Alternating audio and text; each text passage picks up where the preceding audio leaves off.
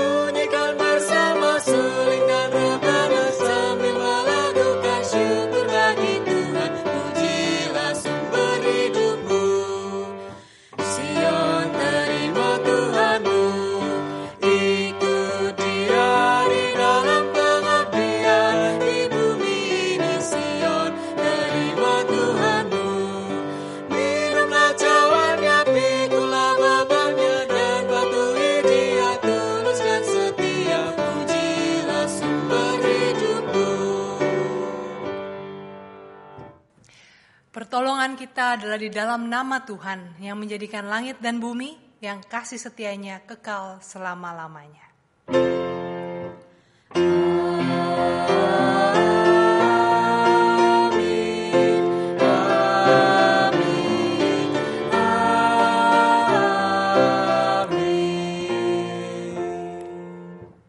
Salam kasih karunia dan damai sejahtera dari Allah Bapa kita dan dari Tuhan Yesus Kristus menyertai saudara sekalian.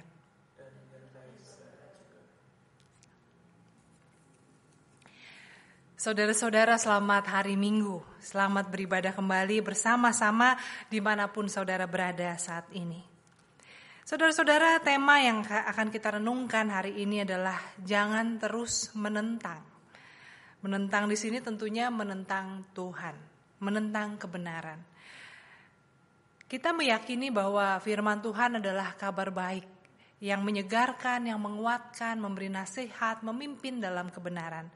Tetapi seringkali ketika secara khusus Tuhan bicara, menegur kita, mau mengubahkan kita, maka firman Tuhan itu terasa seperti pedang yang tajam, yang memisahkan, membedah segala yang tersembunyi di dalam diri kita. Dan hal-hal seperti itu tentu bukan hal yang menyenangkan. Tetapi saudara-saudara, kalau kita mau menerima kebenaran firman Tuhan, kalau kita mau hidup di dalam Tuhan, kita tidak bisa pilih-pilih mana yang mau kita dengar, kita terima, dan mana yang tidak. Oleh karena itu, pada hari ini kita mau belajar bersama-sama bagaimana kita bukan hanya membuka telinga, tetapi juga membuka hati, pikiran, sehingga hidup kita sungguh merupakan hidup dalam kebenaran.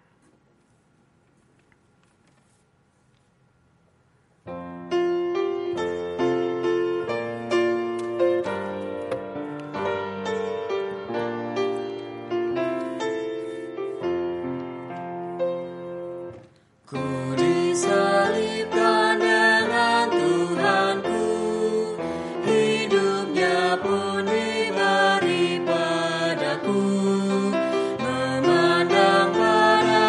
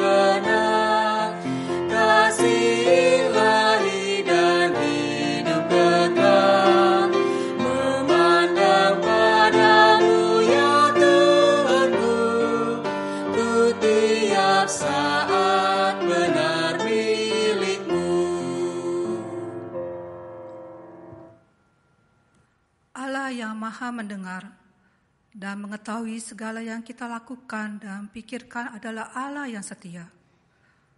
Kepadanya setiap orang memperoleh pengampunan jika kita mau mengakui dosa-dosa kita.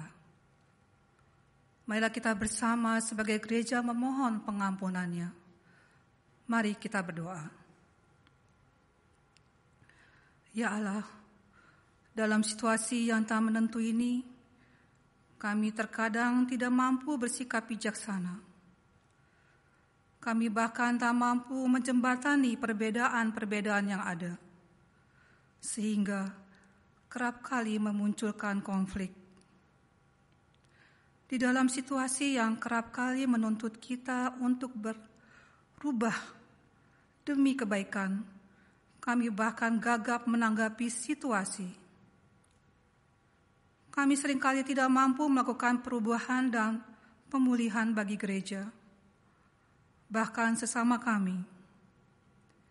Ya Allah, ajar kami untuk terus bersikap rendah hati, ramah, dan lembut di dalam menyikapi proses perubahan dan pemulihan ini. Ya Tuhan, dengarkanlah seru doa kami. Di dalam nama Tuhan Yesus kami berdoa. Amin.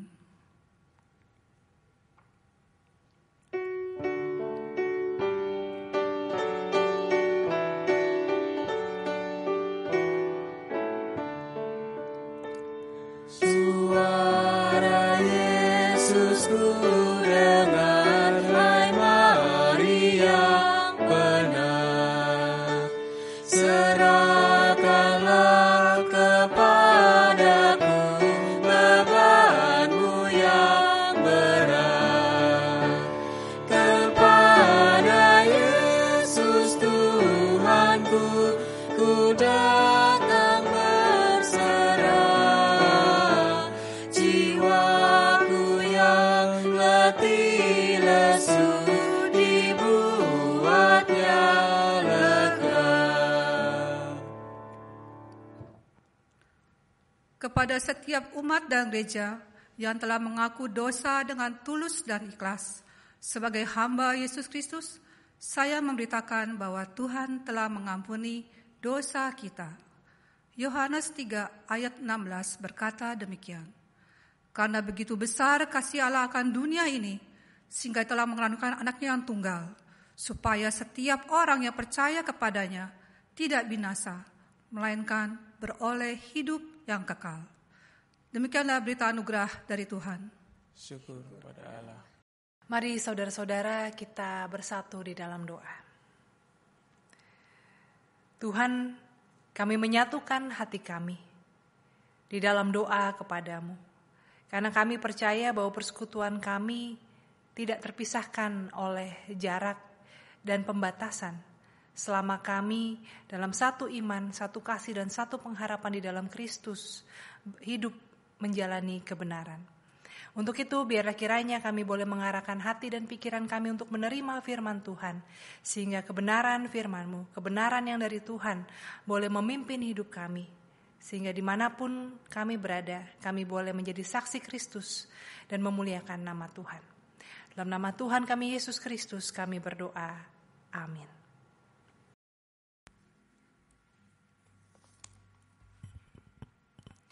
Pembacaan Kitab Zakaria pasal 9 ayat 9. Bersorak-soralah dengan nyaring, hai putri Sion.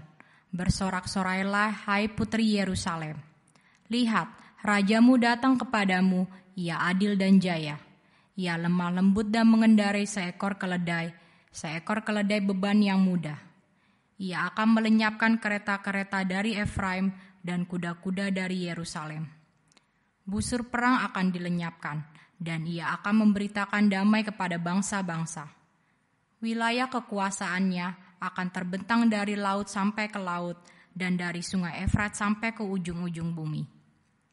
Mengenai engkau, oleh karena darah perjanjianku dengan engkau, aku akan melepaskan orang-orang tahananmu dari lubang yang tidak berair. Kembalilah ke kota bentengmu, hai orang tahanan yang penuh harapan. Pada hari ini juga aku memberitahukan, aku akan memberi ganti kepadamu 2 kali lipat. Demikianlah sabda Tuhan. Syukur kepada Allah. Mazmur tanggapan diambil dari Mazmur 145 ayat ke-8 sampai dengan 14. Tuhan itu pengasih dan penyayang, panjang sabar dan besar kasih setianya. Tuhan itu baik kepada semua orang dan penuh rahmat terhadap segala yang dijadikannya. Segala yang kau jadikan itu akan bersyukur kepadamu ya Tuhan, dan orang-orang yang kau kasihi akan memuji Engkau. Mereka akan mengumumkan kemuliaan kerajaan-Mu dan akan membicarakan keperkasaanmu. Untuk memberitahukan keperkasaanmu kepada anak-anak manusia dan kemuliaan semarak kerajaan-Mu. Kerajaan-Mu ialah kerajaan segala abad dan pemerintahan-Mu tetap melalui segala keturunan. Tuhan setia dalam segala perkataannya dan penuh kasih setia dalam segala perbuatannya. Tuhan itu penopang bagi semua orang yang jatuh dan penegak bagi semua orang yang tertunduk.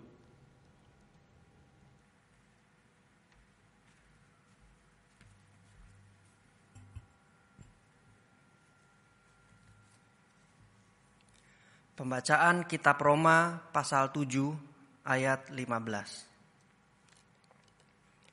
Sebab apa yang aku perbuat, aku tidak tahu, karena bukan apa yang aku kehendaki yang aku perbuat, tetapi apa yang aku benci, itulah yang aku perbuat. Jadi jika aku perbuat apa yang tidak aku kehendaki, aku menyetujui bahwa hukum Taurat itu baik. Kalau demikian, bukan aku lagi yang memperbuatnya, tetapi dosa yang ada di dalam aku. Sebab aku tahu bahwa di dalam aku, yaitu di dalam aku sebagai manusia, tidak ada sesuatu yang baik, sebab kehendak memang ada di dalam aku, tetapi bukan hal berbuat apa yang baik.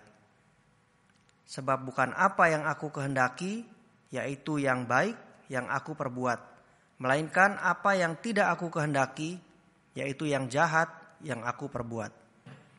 Jadi jika aku berbuat apa yang tidak aku kehendaki, maka bukan lagi aku yang memperbuatnya, tetapi dosa yang diam di dalam aku.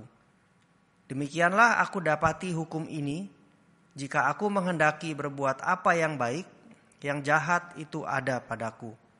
Sebab di dalam batinku aku suka akan hukum Allah. Tetapi di dalam anggota-anggota tubuhku, aku melihat hukum lain yang berjuang melawan hukum akal budiku dan membuat aku menjadi tawanan hukum dosa yang ada di dalam anggota-anggota tubuhku. Aku manusia celaka. Siapakah yang akan melepaskan aku dari tubuh maut ini? Syukur kepada Allah oleh Yesus Kristus Tuhan kita. Jadi dengan akal budiku aku melayani hukum Allah, tetapi dengan tubuh insaniku aku melayani hukum dosa. Demikianlah sabda Tuhan. Syukur kepada Allah. Pembacaan Injil Yesus Kristus menurut Matius pasal 11 dimulai dari ayat 16. Dengan apakah akan kuumpamakan angkatan ini? Mereka itu seumpama anak-anak yang duduk di pasar dan berseru kepada teman-temannya. Kami meniup seruling bagimu, tetapi kamu tidak menari. Kami menyanyikan kidung duka, tetapi kamu tidak berkabung. Karena Yohanes datang, ia tidak makan dan tidak minum, dan mereka berkata ia kerasukan setan. Kemudian anak manusia datang, ia makan dan minum, dan mereka berkata, lihatlah, ia seorang pelahap dan peminum, sahabat pemungut cukai dan orang berdosa. Tetapi hikmat Allah dibenarkan oleh perbuatannya. Kita lanjutkan pada ayat ke-25.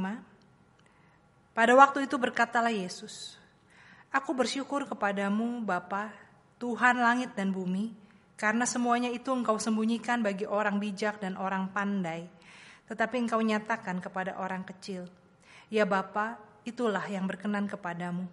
Semua telah diserahkan kepadaku oleh Bapakku, dan tidak seorang pun mengenal anak selain Bapa, dan tidak seorang pun mengenal Bapa selain anak, dan orang yang kepadanya anak itu berkenan menyatakannya. Marilah kepadaku, semua yang letih lesu dan berbeban berat, Aku akan memberi kelegaan kepadamu. Pikulah kuk yang kupasang dan belajarlah padaku, karena aku lemah lembut dan rendah hati, dan jiwamu akan mendapat ketenangan. Sebab kuk yang kupasang itu enak dan bebanku pun ringan. Demikianlah Injil Yesus Kristus. Berbahagialah mereka yang mendengarkan firman Tuhan dan yang memeliharanya. Haleluya.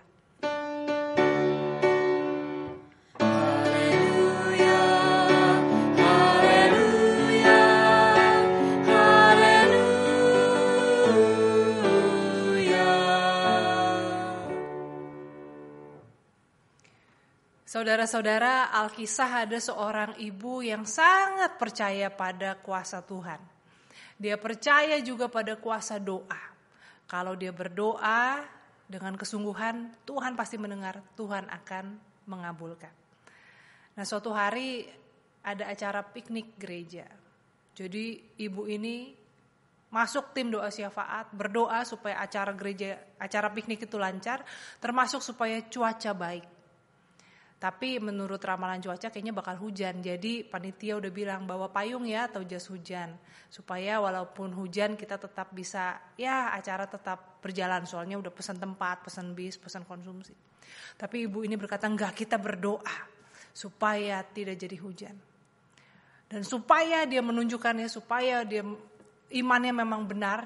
Maka pada hari piknik itu dia pergi gak bawa payung, gak bawa jas hujan. Ternyata hari itu hujan.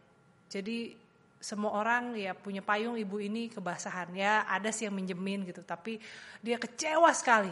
Karena ternyata Tuhan tidak mendengar, apalagi mengabulkan doanya. Sejak saat itu ibu itu berhenti berdoa dan tidak mau ke gereja. Saudara-saudara, ini hanya ilustrasi. Tentu gak ada yang sekanak-kanak itu dalam beriman. Tapi mungkin juga dalam bentuk yang lain, sebetulnya sikap demikian juga ada. Orang seringkali beriman kepada Tuhan dengan suatu harapan, kebenaran menurut versi dia, bukan kebenaran menurut versi Tuhan. Sehingga ketika realita berbeda dengan apa yang dia harapkan, orang menjadi kecewa. Siapa di sini yang pernah kecewa sama Tuhan? Yang lagi ngambek, gak mau berdoa? Yang lagi ragu-ragu? Saudara-saudara, tentu dalam perjalanan iman kita gak diharapkan selalu berada dalam keadaan prima. Ada saatnya kita menjadi lemah dalam beriman, kita mulai khawatir, kita mulai bertanya-tanya.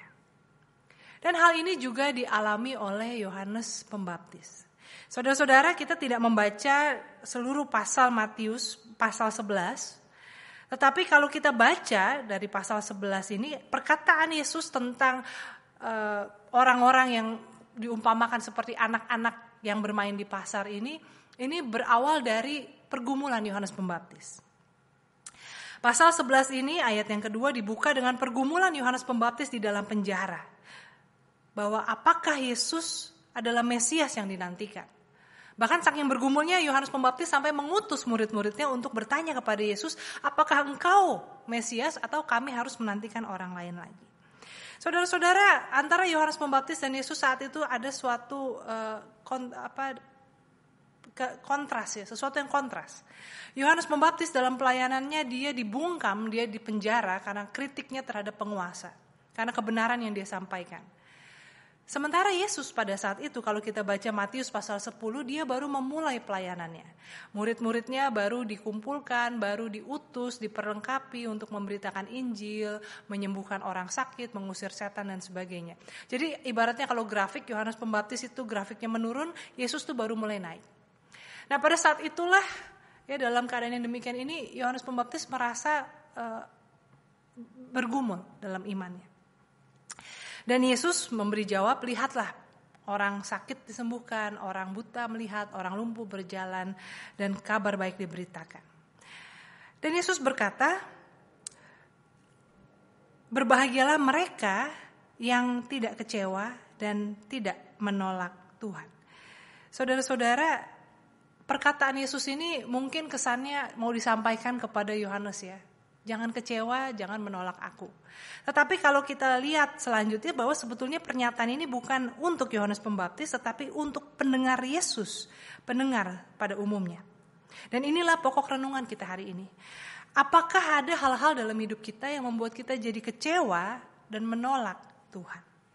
Saudara-saudara, menolak Tuhan di sini seringkali bukan kita lakukan dengan menolak konsep Tuhan, tetapi sering kita lakukan dengan menolak kebenaran yang Tuhan mau kita hidupi.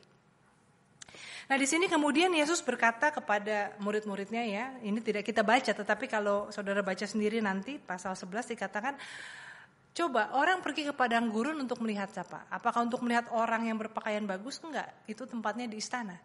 Orang pergi jauh-jauh ke padang gurun untuk mendengarkan nabi, untuk mendengarkan Yohanes Pembaptis mengajar. Dan itu benar terjadi. Yohanes Pembaptis itu muridnya juga banyak, pengikutnya banyak. Yang memberikan diri dibaptis oleh dia juga banyak. Dan Yohanes Pembaptis tidak harus nyewa tempat, gedung besar, bikin promosi, ya, supaya orang datang. Dia ada di padang gurun, tapi orang jauh-jauh datang mencari dia karena kebenaran yang dia ajarkan, yang dia sampaikan. Bahkan kita tahu pengajaran dia sangat keras, menegur orang, menyebut orang sebagai keturunan ular beludak. Tapi orang mau datang jauh-jauh mencari dia. Nah, ketika Yohanes Pembaptis datang ke kota, dia datang ke peradaban, datang ke istana, enggak secara fisik masuk istana, tapi ketika dia datang ke tengah-tengah masyarakat dan dia menegur Herodes yang mengambil istri saudaranya dengan cara membunuh saudaranya supaya istrinya bisa diambil oleh dia, maka Herodes memenjarakan Yohanes Pembaptis. Nah, saudara-saudara, ini juga menarik, ya. Ketika kebenaran itu ada jauh di padang gurun, orang berbondong-bondong datang mencari. Tetapi ketika kebenaran itu dibawa ke dekat kita, disampaikan, malah kebenaran itu dibungkam. Nah, ini ada orang yang mengatakan gini, ya kalau kita mau bicara yang ideal, bicara tentang cara hidup orang Kristen yang standar Tuhan itu, bicarakan di gereja. Tapi kalau lagi di kantor, lagi di pasar, lagi bisnis, ya lagi ngomongin politik, itu dikesampingkan dulu. Ada tempatnya. Kalau enggak nanti nasibnya seperti Yohanes Pembaptis. Ketika dia ngomongin kebenaran di padang gurun, orang datang mencari, menghormati dia. Ketika dia bawa kebenaran itu ke kehidupan sesehari, kehidupan politik, kehidupan bermasyarakat, dia malah dipenjara, bahkan kita tahu kepalanya akhirnya dipenggal. Saudara-saudara, tetapi apakah kebenaran itu terbatas pada lokasi dan waktu? Apakah kebenaran harus tahu tempat, tahu diri? Ya, tahu tempat lah. Kalau ngomongin kebenaran, ngomongin Tuhan tuh jangan di dunia bisnis, jangan di tempat usaha.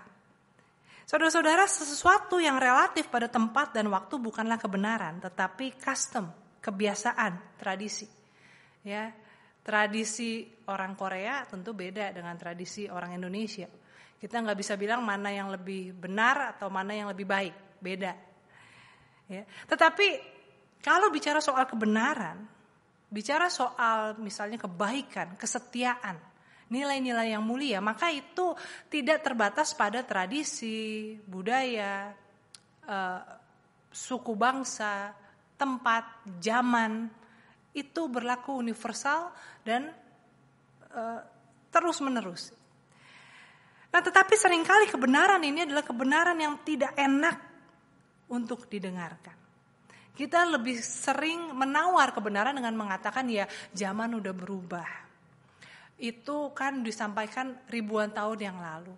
Ya itu kan disampaikan untuk orang yang memang hidupnya sepenuhnya mau ikut Tuhan, bukan untuk orang yang berada di dunia nyata seperti sekarang ini. Oleh karena itu ada istilah inconvenient truth, kebenaran yang membuat orang merasa tidak nyaman. Ya, dan istilah ini juga dipakai oleh Al Gore untuk membuat film dokumenter tentang keadaan bumi. Suatu inconvenient truth bahwa bumi ini sudah semakin rusak untuk ditinggali dan kita tidak bisa terus mengatakan bahwa baik-baik aja kok, masih baik-baik aja. Tapi ini yang seringkali terjadi, kita menolak kebenaran karena kita merasa tidak sesuai dengan kenyamanan kita.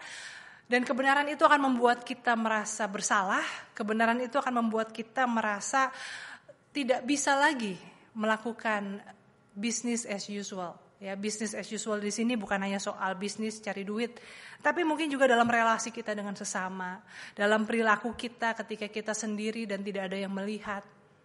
Kebenaran seringkali tidak sesuai dengan apa yang kita lakukan. Tetapi Yesus mengingatkan, siapa yang bertelinga hendaklah ia mendengar.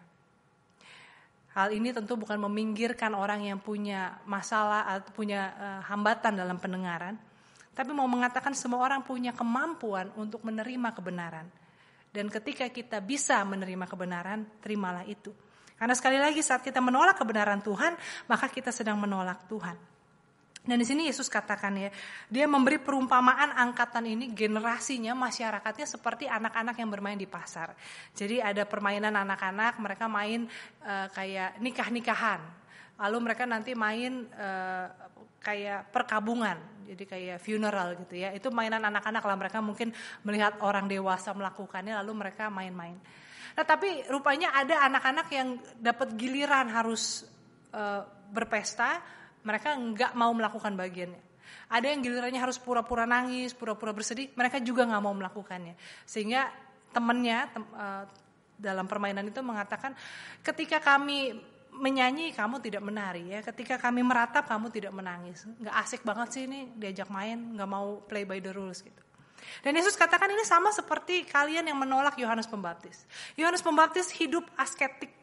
Dia nggak punya apapun, pakaiannya pun juga dari bulu unta. Dia nggak punya rumah, dia juga nggak makan minum enak. Hidupnya pokoknya sangat asketik. Kalian bilang dia kerasukan setan. Kalian bilang dia itu gila. Anak manusia, Yesus datang dengan pesan yang sama tapi dengan metode yang berbeda. Dia duduk-duduk di pasar, dia ngobrol dengan para pemuka agama, pemungut cukai, dengan orang-orang yang dianggap berdosa. Dia bergaul dengan semua orang. Dia makan minum, dikatakan juga dia orang yang berdosa, sesat. Karena tidak seperti guru yang harusnya hidup saleh, ya enggak makan minum dan sebagainya. Jadi maunya apa? Kebenaran disampaikan dengan cara yang keras, ditolak. Kebenaran disampaikan di tengah ruang publik, itu juga dianggap sesat. Dan ini yang mungkin juga sering kita lakukan terhadap kebenaran Tuhan.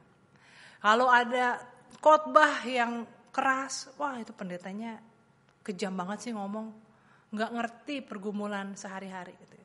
Kalau ada pendekatan yang dengan pengertian, ya, ini juga bukan diterima sebagai tawaran untuk rangkulan untuk bertobat, tetapi tuh kan nggak apa-apa kok kalau terus berbuat salah, dimaklumi, namanya juga manusia. Saudara-saudara, seringkali kita pilih-pilih apa yang mau kita dengar sebagai kebenaran. Oleh karena itu Yesus katakan, berbahagialah mereka yang bisa menerima kebenaran itu. Yesus bersyukur kepada Bapanya karena dia menyembunyikan bagi orang bijak dan pandai tetapi menyatakan kepada orang yang kecil.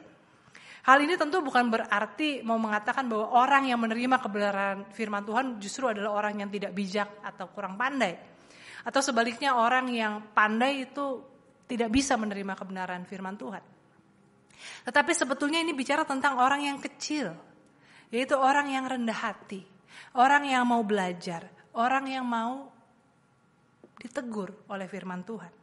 Berbahagialah mereka yang haus dan lapar akan kebenaran karena mereka akan dipuaskan. Saudara-saudara, kalau orang yang sudah punya benteng tidak mau ditegur, tidak mau menerima kebenaran, maka dengan metode apapun kebenaran itu disampaikan, pakai film, pakai musik, pakai khotbah, pakai pesan berantai atau apapun, maka dia akan selalu menolak. Akan ada rasionalisasi untuk mengatakan, itu tidak tepat, itu tidak relevan. Tetapi untuk orang yang benar-benar haus dan lapar akan kebenaran, maka apapun itu ya disampaikan dengan cara yang membosankan sekalipun, dengan cara yang menyakitkan sekalipun, maka dia akan bisa menerima apa yang benar. Menerima rema, ya, sari dari firman Tuhan. Dan disinilah Yesus mau mengingatkan kita, ya, firman Tuhan hari ini mau mengingatkan kepada kita, bagaimana kita menjadi orang-orang yang mau rendah hati, mau dibentuk oleh firman Tuhan. Yesus berkata, marilah kepadaku semua yang letih lesu dan berbeban berat, aku akan memberi kelegaan kepadamu. Ini janji Tuhan. Janji Tuhan di sini mau mengatakan saudara-saudara, kalau kita mau menerima kebenaran firman Tuhan, maka sebetulnya itu semua akan membantu mengangkat beban pergumulan kita.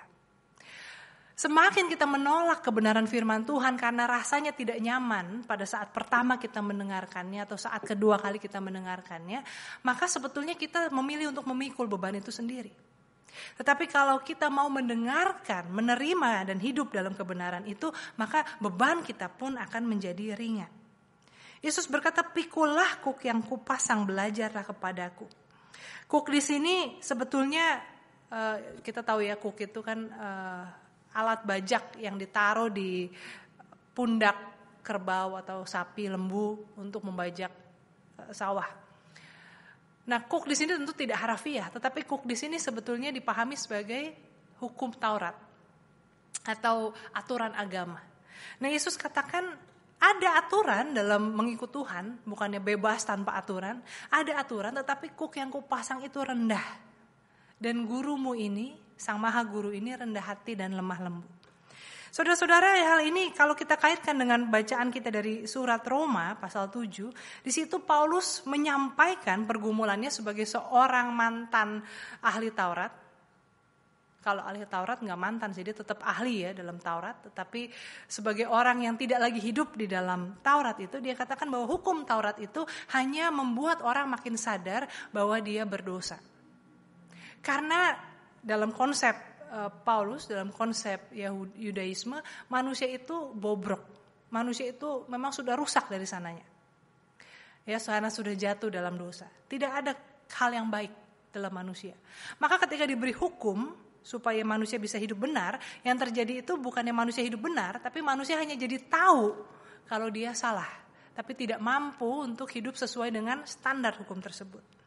Nah, kalau kita baca lanjut Roma pasal 7 lanjut sampai pasal 8, di situ Paulus mengucap syukur kepada Yesus Kristus karena dikatakan bahwa Kristus telah menjatuhkan, mematahkan beban hukum Taurat itu, dan dia memberi keselamatan sehingga kita hidup bukan lagi berdasarkan logika hukum, tetapi oleh Roh yang membimbing kita untuk hidup dalam kebenaran. Nah, disinilah kebenaran Tuhan di dalam Kristus kita pahami. Kebenaran Tuhan bukan hal yang sulit. Hanya awalnya kalau kita masih hidup jauh dari kebenaran, rasanya tidak menyenangkan. Bahkan mungkin menyakitkan. Karena ya kita seperti dikritik, dibukakan, dinyatakan semua kesalahan kita, keegoisan kita, kebebalan kita, kebodohan kita, perilaku kita yang menyebalkan, bahwa kita sebetulnya sebagai manusia ini kok jahat banget ya. Tetapi kalau kita mau dengan rendah hati menjadi orang yang kecil, menerima firman Tuhan itu, maka kebenaran itu adalah kebenaran oleh Roh. Di mana bukan penghukuman, hukum benar, salah, dosa, tidak dosa yang disampaikan kepada kita, tetapi Roh yang di dalam kita, yang kita terima melalui Kristus, yang memimpin kita dalam kebenaran. Dan sang guru ini adalah guru yang lemah lembut dan maha kasih. Sehingga di dalam pimpinan Tuhan, kalau kita mau hidup dalam kebenaran, maka semuanya itu dilakukan dalam kelemah lembutan. Dan oleh karena itu Matius 11 ayat 28-29 ini, ya, ayat-ayat yang terkenal ini, marilah kepadaku semua yang letih lesu, aku ini lemah lembut rendah hati, jiwamu akan mendapat ketenangan. Ini sejalan dengan apa yang disampaikan oleh Zakaria yang tadi kita baca di awal. Tentang Raja Damai, Mesias yang akan datang ke Sion. Seorang Raja Damai yang lemah lembut, rendah hati, yang akan melenyapkan kekerasan dan memberitakan damai.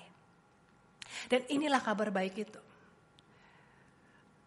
Law and gospel itu berjalan bersama.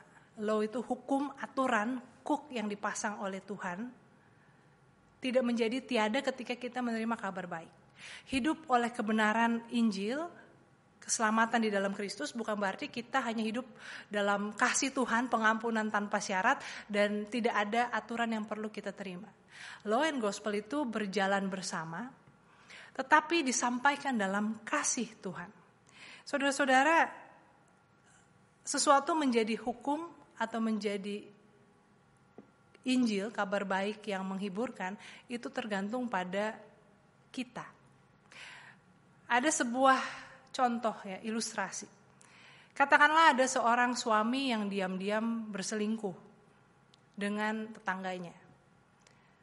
Istrinya tidak tahu. Nah, hari itu dia habis ketemu selingkuhannya, lalu dia pulang ke rumah, istrinya juga kemudian datang ke rumah. Istrinya melihat sang suami di rumah dan dia berkata, suamiku, aku sungguh bersyukur punya suami seperti kamu. I love you so much ya, kamu tuh, pokoknya kamu tuh baik banget deh, aku sangat sayang sama kamu. Saudara-saudara, perkataan istrinya ini bisa menjadi kabar baik kalau si suami itu adalah suami yang setia. It will be a gospel. Tetapi ketika suaminya itu sadar bahwa dia baru saja berselingkuh dan dia sedang mengkhianati istrinya, maka perkataan yang tulus dari istrinya ini menjadi law, menjadi hukum, menjadi teguran. Kebenaran firman Tuhan akan menyakitkan kalau kita hidup tidak setia pada Tuhan. Ya, kabar baik itu akan membuat kita merasa seperti duduk di atas bara api. Tetapi kalau kita hidup dalam kebenaran, kelemah lembutan, kerendahan hati, dalam damai, maka firman Tuhan itu akan menguatkan, menyejukkan kita. Oleh karena itu kebenaran bukan berarti kebenaran yang keras saja tanpa ada pengampunan dan pemulihan. Tetapi bukan juga hanya kabar baik dalam arti kita bisa semaunya, toh Tuhan pasti akan mengampuni. Kedua hal ini berjalan bersama dan bagaimana itu bisa menjadi kekuatan atau menjadi teguran yang membuat kita malu itu tergantung bagaimana kita hidup. Tetapi apapun saudara-saudara, apapun yang menjadi pergumulan Anda saat ini, yang pasti jangan menolak kebenaran firman Tuhan. Apakah kebenaran itu menyenangkan atau menyakitkan? Terimalah. Karena maksudnya adalah untuk keselamatan jiwa kita. Marilah kita meyakini, percaya bahwa Tuhan hanya punya rencana dan maksud yang baik untuk kita. Tetapi untuk kita menerima apa yang baik itu, kita perlu hidup dalam kebenaran Tuhan. Biar kiranya kita mau diubahkan dari waktu ke waktu semakin serupa dengan Kristus. Amin.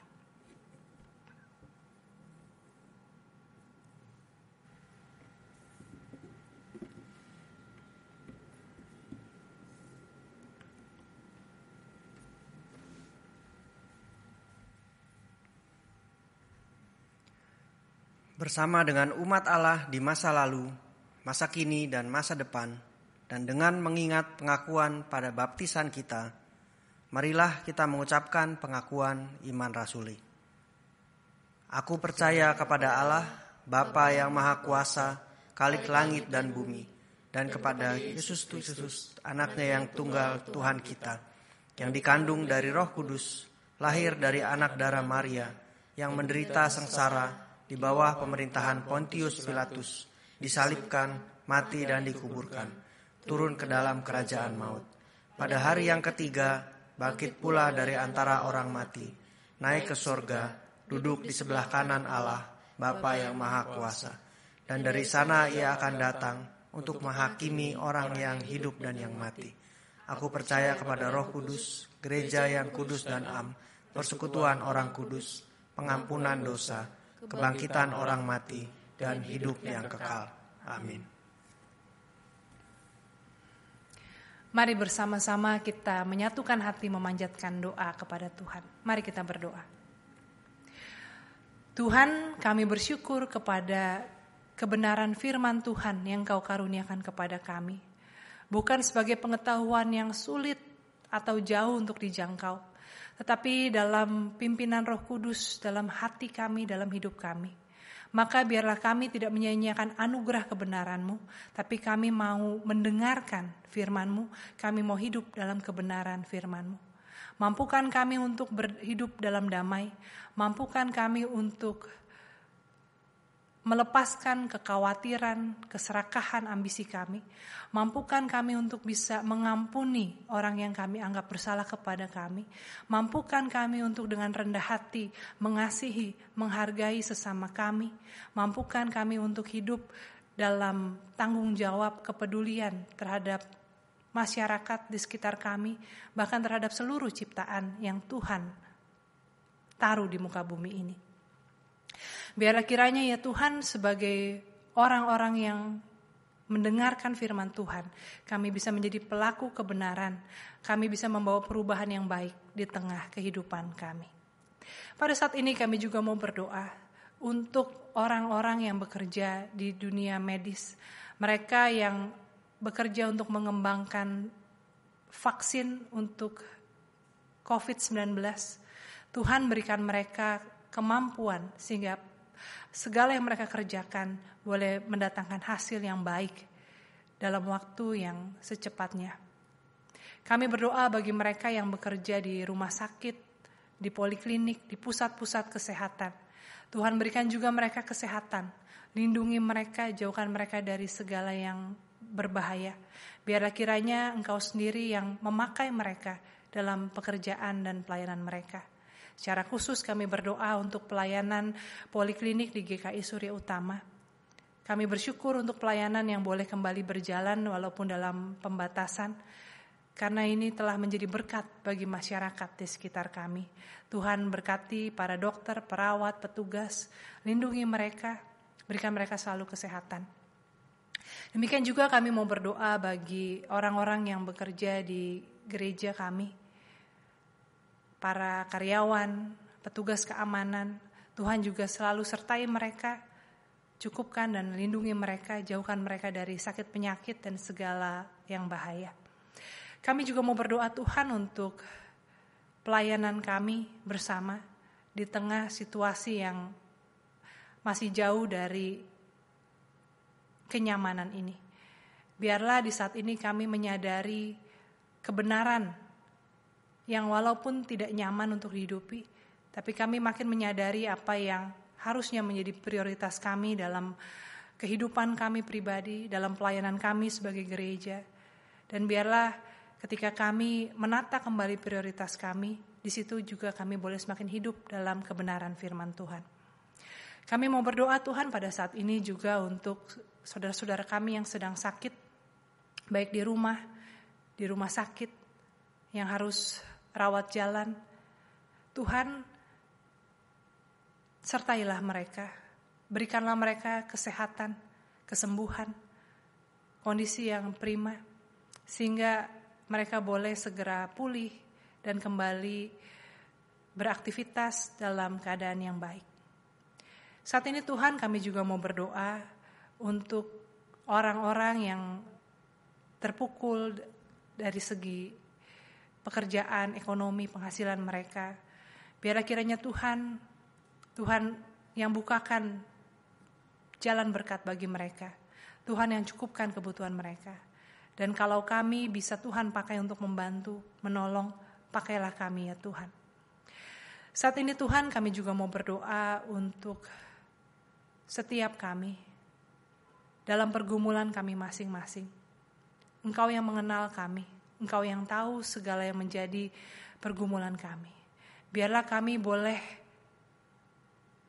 bukan saja berdoa meminta, tetapi kami boleh sungguh-sungguh mencari apa yang menjadi kehendak Tuhan.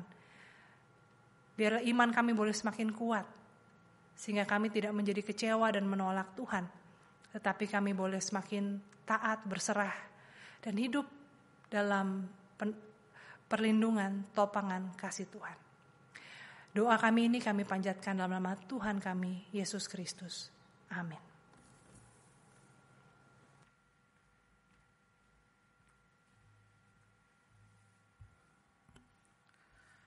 Yesus memberikan seluruh kehidupannya sehingga karya Allah nyata dalam kehidupan kita. Dengan mengingat akan hal itu, marilah kita memberikan hidup kita untuk terus melayaninya sehingga karya kasih-Nya nyata bagi dunia ini.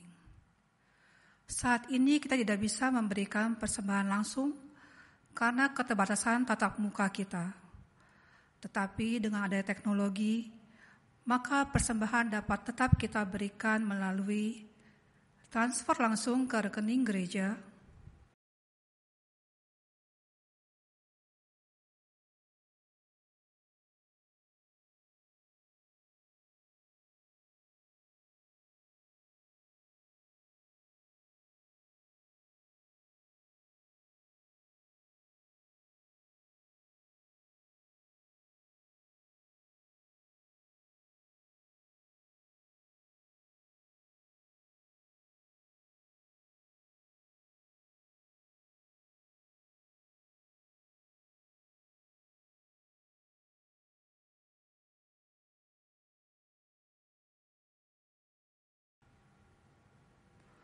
atau dapat juga tetap disimpan dalam amplop hingga waktu kita bisa beribadah kembali di gedung gereja. Dengan penuh rasa syukur dan mengingat firman Tuhan yang berkata demikian, sebab jika kamu rela untuk memberi, maka pemberianmu itu akan diterima. Kalau pemberianmu itu berdasarkan apa yang ada padamu, bukan berdasarkan apa yang tidak ada padamu. Marilah kita membawa persembahan kita.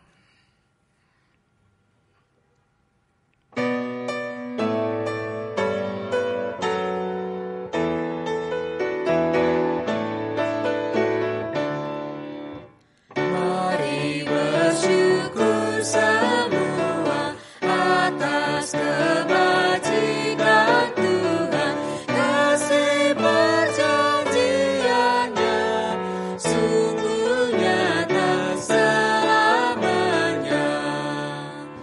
Mari bersyukur semua atas kebajikan Tuhan, kasih perjanjiannya sungguh nyata selamanya. Mari kita berdoa. Bapa kami dalam surga, kami mengucap syukur atas berkat yang telah Kau berikan di sepanjang hidup kami. Pada hari ini kami membawa persembahan syukur kami. Kiranya Bapa mau kuduskan persembahan ini.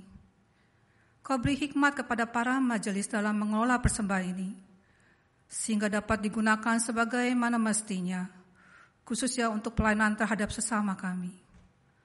Bapa, ajarilah kami untuk memberikan yang terbaik dari hidup kami dan jadikan kami sebagai saluran berkat-Mu. Kami berdoa di dalam nama Tuhan Yesus Kristus. Amin.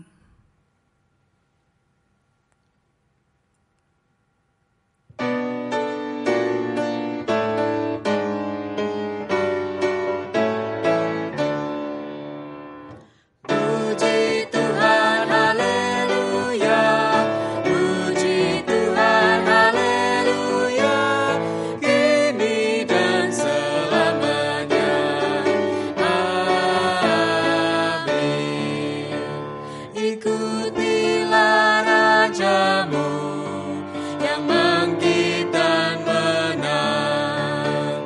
Bebanmu jadi ringan, gelapmu pun terang. Puji Tuhan, haleluya. Puji Tuhan, haleluya. Kini dan selamanya. Amin.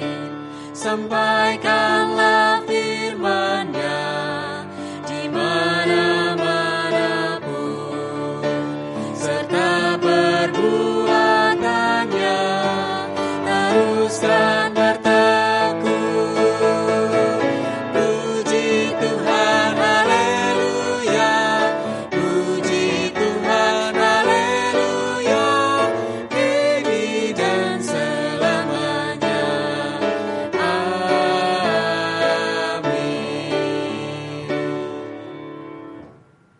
Saudara-saudara, arahkanlah hatimu kepada Tuhan. Kami mengarahkan hati kami kepada Tuhan. Jadilah saksi Kristus. Syukur kepada Allah, Terpujilah Tuhan. kini dan selamanya. Terimalah berkat-Nya. Kasih karunia Tuhan kita Yesus Kristus, kasih Allah Bapa dan persekutuan Roh Kudus menyertai kita dari sekarang sampai selamanya. Amin. Amin.